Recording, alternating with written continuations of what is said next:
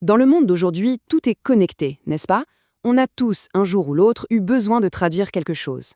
Que ce soit pour le travail, en voyage, ou même juste par curiosité. Cette fameuse barrière de la langue, c'est une expérience que tout le monde connaît.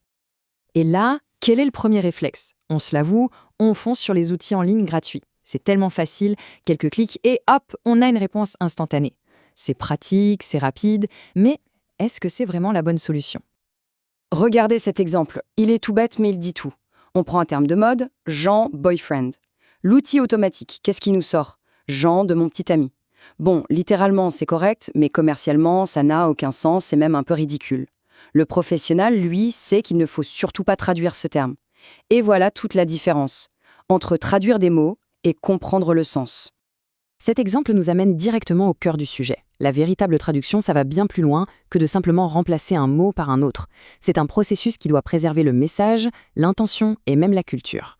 Et pour ça, il y a un mot très important, la localisation. Il ne s'agit pas seulement de changer la langue. Non, c'est bien plus profond. C'est adapter l'intégralité du contenu pour qu'il résonne vraiment avec le public visé.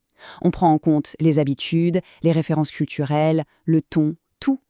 Et en marketing, on va même encore plus loin avec ce qu'on appelle la transcréation.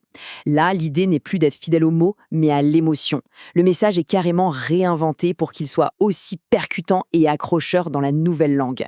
C'est un vrai travail de création. Bon, derrière tous ces processus complexes, il y a des gens, des experts. Mais alors, qu'est-ce qui fait la différence chez un traducteur professionnel? Eh bien, pour vous donner une idée, devenir traducteur agréé au Canada, par exemple, ce n'est pas une mince affaire. On s'imagine qu'il suffit d'être bilingue, mais pas du tout. Il faut réussir des examens très stricts, faire valider son expérience par d'autres pros, ou encore suivre un programme de mentorat. Bref, c'est la garantie d'un très très haut niveau de compétence. L'éventail des compétences est assez impressionnant. Un traducteur, c'est à la fois un chercheur, un excellent rédacteur, un correcteur méticuleux et un bon communicant. C'est un peu le couteau suisse de la langue.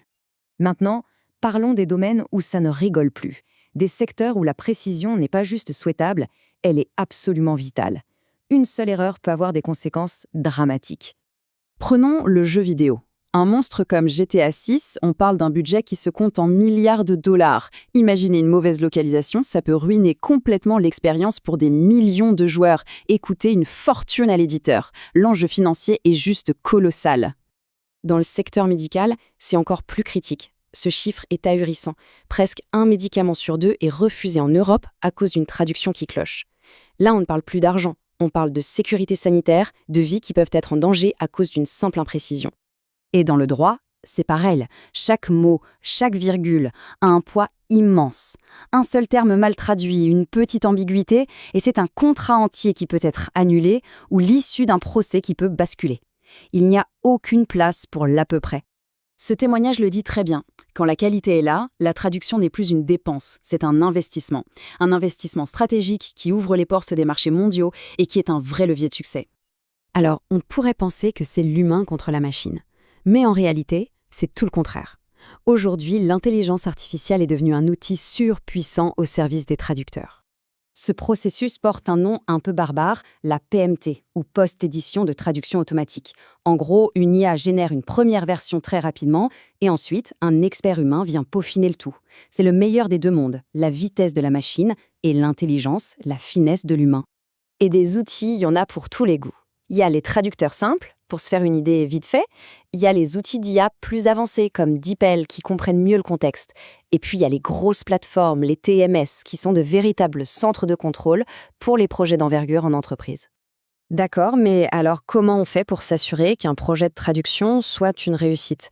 Comment on trouve le bon expert et comment on prépare le terrain? Eh bien, tout commence par une bonne préparation. Il faut savoir à qui on s'adresse, choisir ce qui est le plus important à traduire et surtout fournir un brief super clair au traducteur.